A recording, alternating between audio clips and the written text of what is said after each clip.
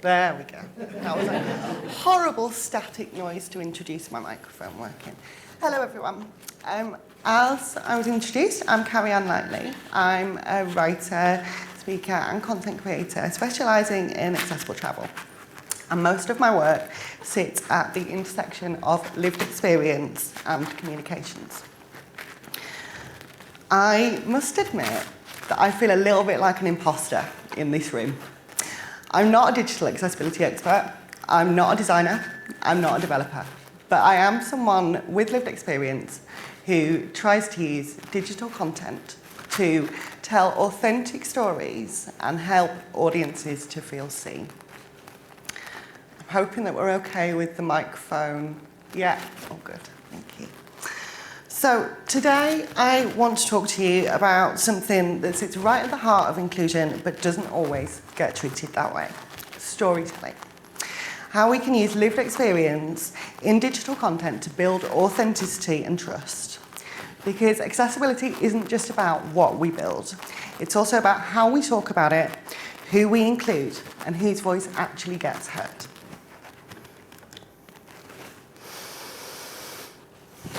Sometimes the problem isn't just the barrier, it's the story being told about it. I've lost count of how many times I've turned up somewhere described as accessible, inclusive, welcoming to everyone when I've searched it online. And when I've arrived, I found something completely different. And yes, sometimes there is a physical barrier, sometimes that's the issue. But often the bigger issue is the gap between the story and the reality. And that gap breaks trust. So I'm going to tell you a little story from my travels. I booked a hotel in Pisa. From the way that it was described, I expected it to be entirely accessible to my needs and step-free. I visited the hotel's website and booked a room that was specifically labelled as wheelchair accessible, with some photography of the room, so I was confident at this stage that I would get what I needed. When I arrived, however, there were 3 steps at the main entrance and no ramp. And the only alternative entrance was actually used for large luggage, using not what I would describe as a ramp, a steep slope. So straight away, everything was changed. Suddenly it's not just about inconvenience, it's stressful, it's exhausting, and it's sometimes unsafe. And it's a reminder that the story that I was told wasn't built for me. That's the problem. The issue isn't just accessibility, it's how that accessibility had been described, or indeed how it hadn't been described.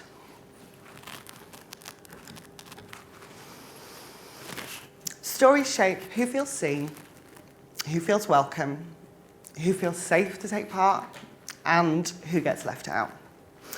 You will work on systems, journeys, interfaces, and content. And the layer that sits over all of that is the story, the way that something is described. Stories aren't neutral. They tell people whether they belong, they shape confidence, they shape decisions. And for disabled people, they often decide whether we have the confidence to try something at all or not. At a human level, good inclusive storytelling means feeling seen, confidence to travel, engage, and participate. And for businesses, that builds trust, better engagement, and real brand loyalty. Too often, organisations still communicate about disabled people, for disabled people, without disabled people. This is where I still see a gap, even in organisations doing a lot right. Disabled people are included in outputs, but not always meaningfully included in the process, or not always at the right time. So the experience might technically meet standards, but the way that it's communicated still doesn't land with the audience, still doesn't reflect real use. We're visible, but not heard. Just have a think if you've ever signed off content that said accessible without checking who it's really speaking to or who it's really reflecting. that's where the storytelling starts to go wrong. And I've listed here some of my pet peeves alongside a screenshot of one of my most popular articles where I talk about why terms like fully accessible don't help disabled people. Little shameless plug for that piece. If you Google the words fully accessible, it should appear somewhere on the top of the page. And I'd obviously appreciate as many new readers as possible. So pet peeves. First of all, fully accessible as a term, particularly when it's used to describe physical spaces, venues and facilities. I don't believe that it's something that you can be. I don't believe in fully accessible because we all have such different needs. We're all so diverse. Our needs, wants and desires are so different. You cannot possibly, in terms of a venue, have considered every possible facility that might help every possible disabled person. So as soon as I hear fully accessible, I'm turned off and I'm questioning it. Inspirational. So I'm guessing that a lot of the disabled people in this room will be used to being called inspirational. And I don't necessarily have a problem with that. I do actually want to inspire you, particularly to travel. If my work inspires you to travel, that is incredible. That is why I do what I do, to show the possibility and to help disabled people feel seen in travel spaces. But inspiration comes before action. So what have I inspired you to do? Please don't paint me as inspirational just because I exist. Don't paint me as inspirational just because I get out of bed in the morning. Sometimes I don't get out of bed until the afternoon, actually. And then buried access information. So there's been some chats today in some of the other talks about the importance of accessibility statements. I completely agree with ultimately being transparent. This is what a lot of the content in my talk will speak to. But it also needs to be easy to find. And I'm not just talking about your accessibility statement, I'm talking about accessibility information if you're representing venue or physical space-based services.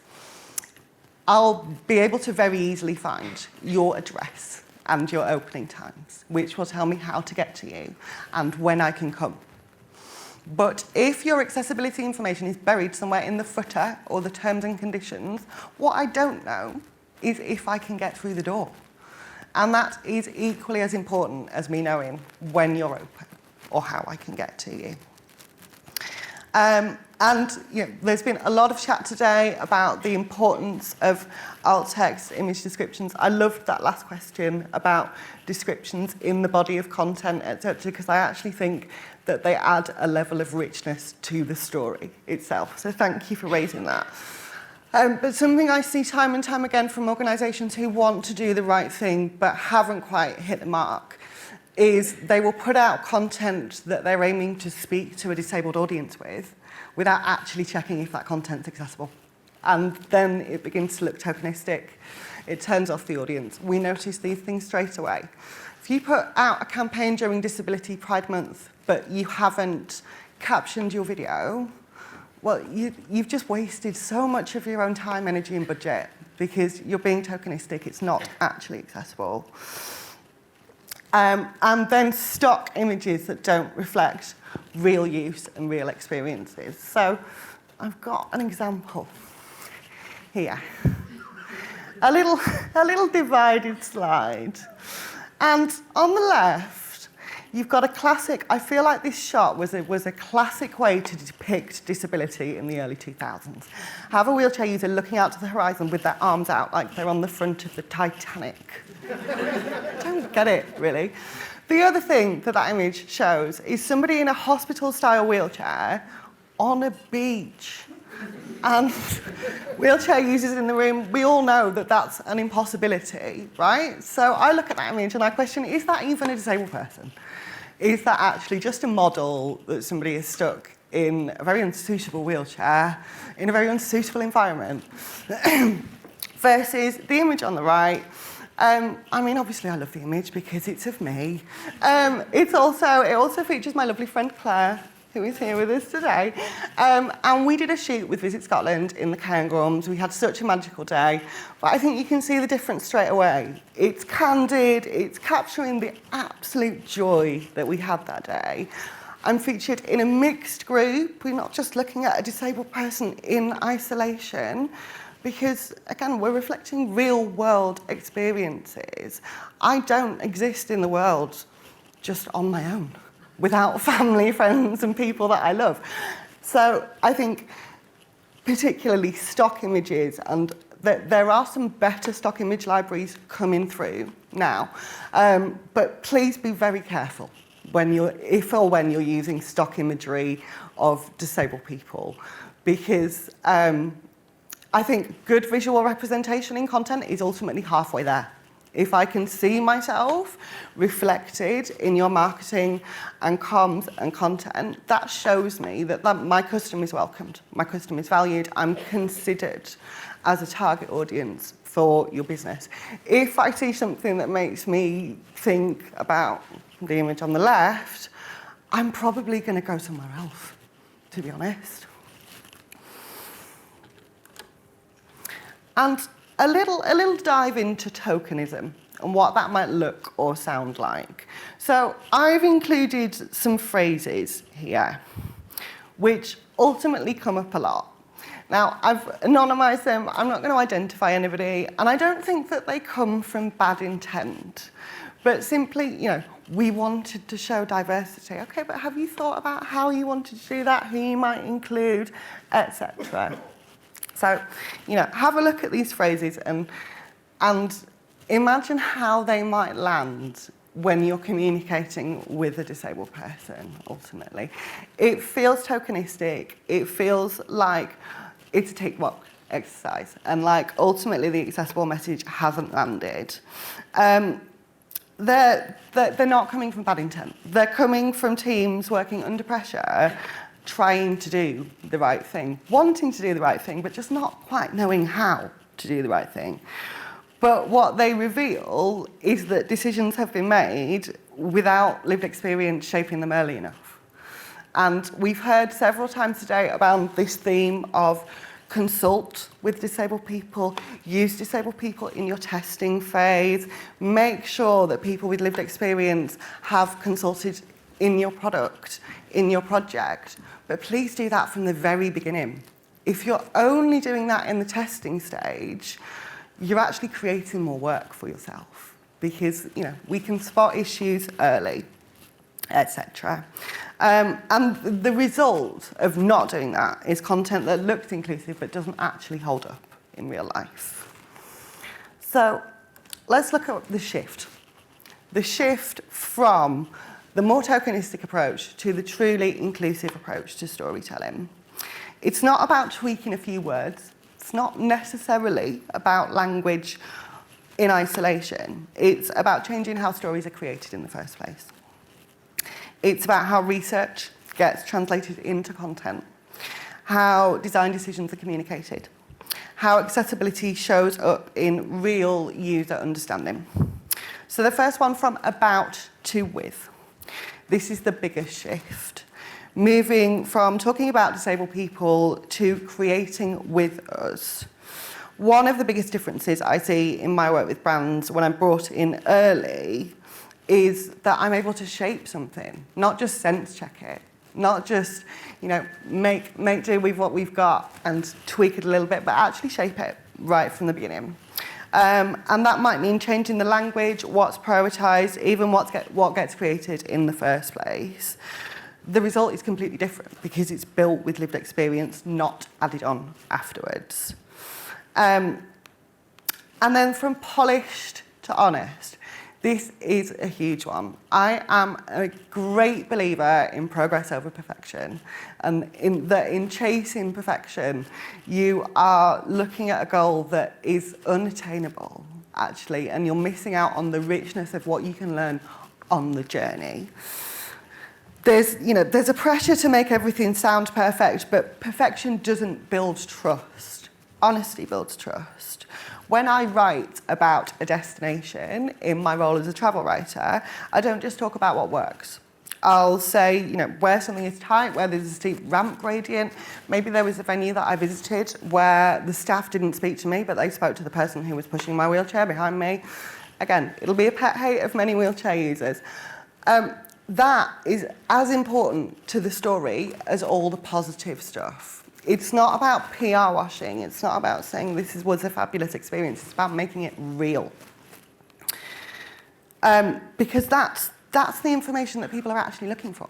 That's what people actually want to know and might be worried about before they travel to somewhere new. And that honesty makes people trust the rest of what you're saying. So from one story to many realities. I touched on this when I talked about fully accessible as a useless term. Disabled people aren't one group with one experience. And the moment you try to simplify it into one neat story, you lose something quite important. What works for one person might not work for another. So the more that we can reflect different needs, different perspectives, the more useful and inclusive the story becomes. Inclusion ultimately gets stronger when we stop trying to make it tidy. And then from inspiration to information and truth. This is a big one. As I mentioned earlier, there's still a real tendency to frame disabled people as inspirational just for existing, or traveling or moving around the world. But what people actually need is information. Can I get there? Can I use this service? Can I use this product? Can I use this website? Will it work for me? Information is what gives people independence, not inspiration. From compliance to connection, the final shift. From doing the minimum to actually connecting with a disabled audience. Again, this is about who your content is speaking to, who it's aiming to speak to. You can tell when something's being created just to tick a box, like that image I showed you a couple of slides ago. It meets the requirement of a photo of somebody using a wheelchair, but it doesn't actually speak to the audience. Whereas when something is built with real insight, it connects. People recognise themselves in it, and they trust it. And that's where inclusion starts to move from policy into something that people can actually feel.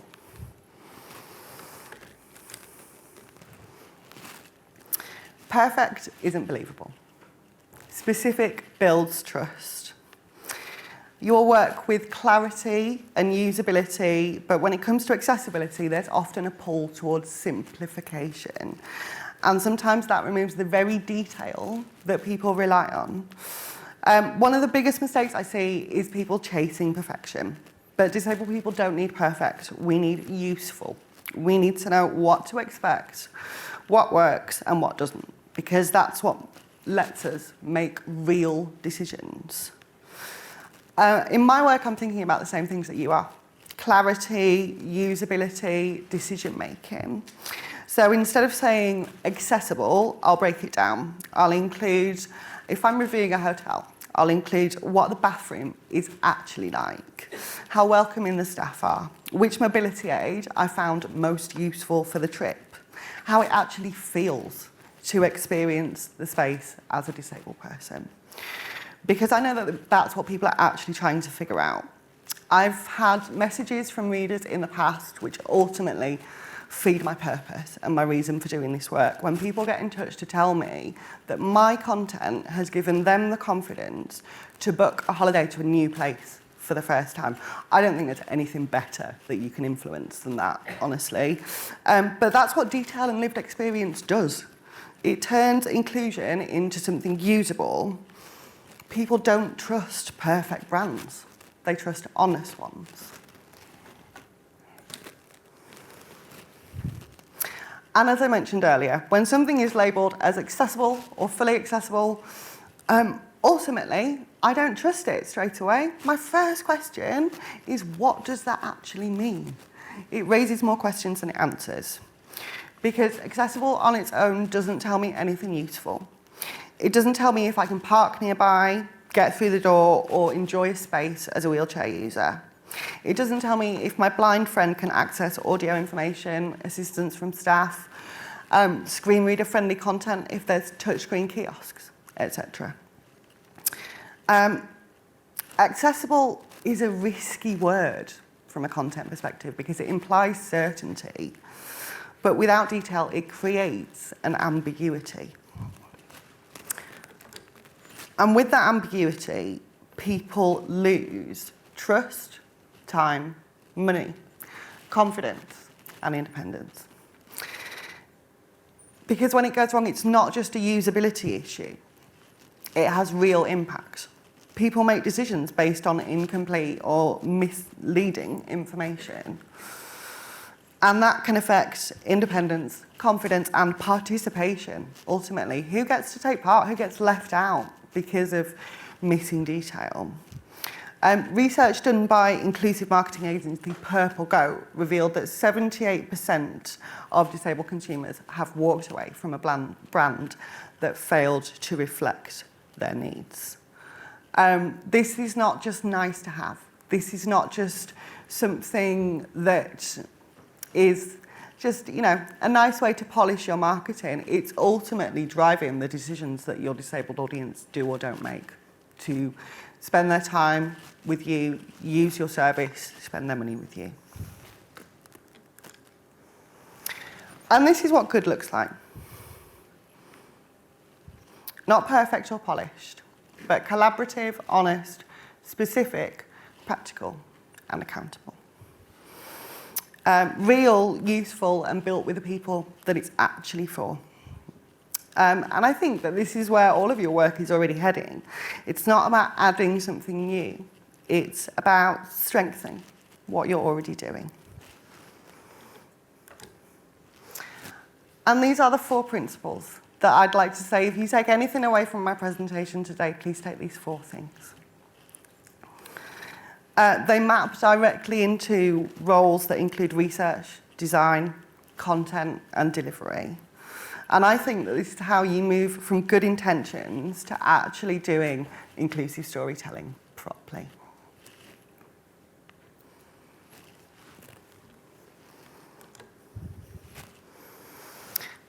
Lived experience isn't a finishing touch. It's expertise. That's good user experience research. Bringing people in early changes decisions, not just language or wording or visuals. Bring them in early, pay them properly, and listen to them properly. That's service design, ultimately. Honesty builds trust far more than perfection ever will. That's content. And detail is what makes inclusion usable. Access wins and barriers. That's where credibility comes from, and that's everything. One of the best examples in my work of this done well was a campaign that I worked on with TransPennine Express. Now, when I was originally approached by a train operating company to create some content with them, I thought, is this risky for me? Is this risky for me in terms of my relationship with my audience? Because this can't be a piece of PR fluff. This needs to be real. This needs to show an actual journey and what actually happens. And it can't be, there's a term that we use in the kind of marketing and comms world in disability, which is purple washing. So if you know the concept of greenwashing and pretending that you're environmentally friendly, purple being the designated colour for disability, this can't be a purple washing piece. I'm not purple washing TransPennine Express. But I was brought in right from the beginning. We agreed together what the content would be. We designed it from the beginning so that it would land and resonate with my audience. And it really did.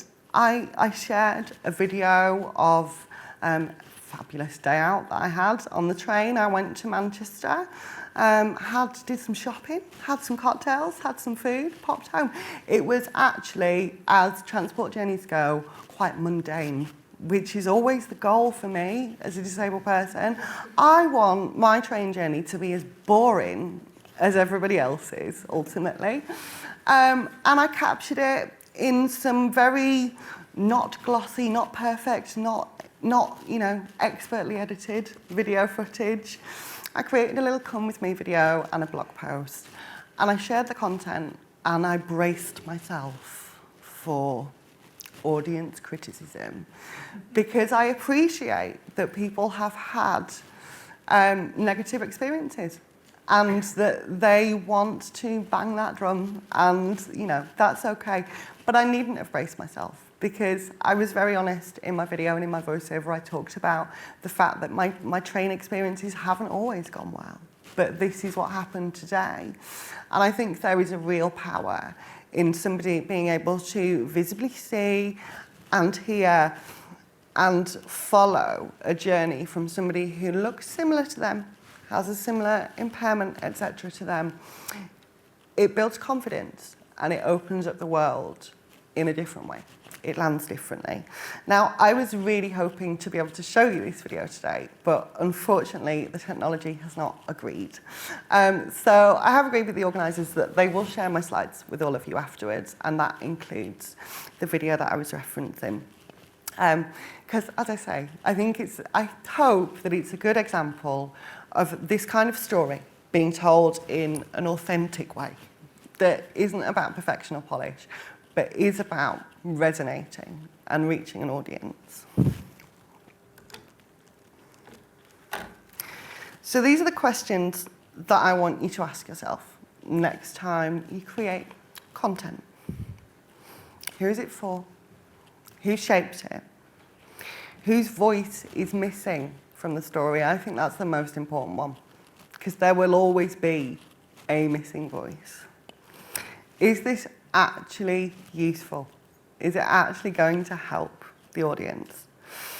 You don't need to overhaul everything tomorrow, but you can start asking better questions. And these questions are things that you can build into your already existing processes, into briefs, reviews, sign-off stages, not as extra work, but as part of how you already operate. And they will change the quality of what you create.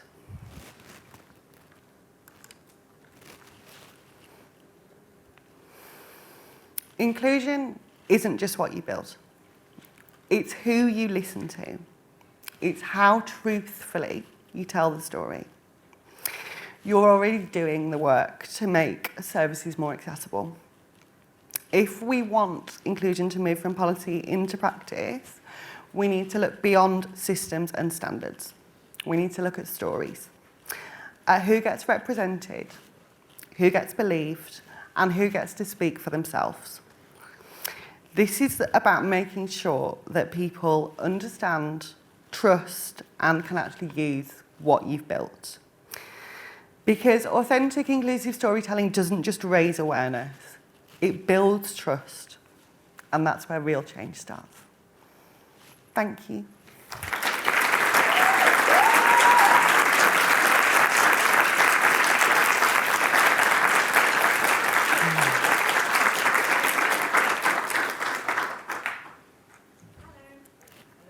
Can you hear me? Yeah. Yeah. So we've got a couple of questions on the Slido, and then I appreciate people might have some questions in the audience as well. So for the first question, how can we ensure that we engage with the right user groups during user experience research, and how can we make sure that they truly do reflect disabled people?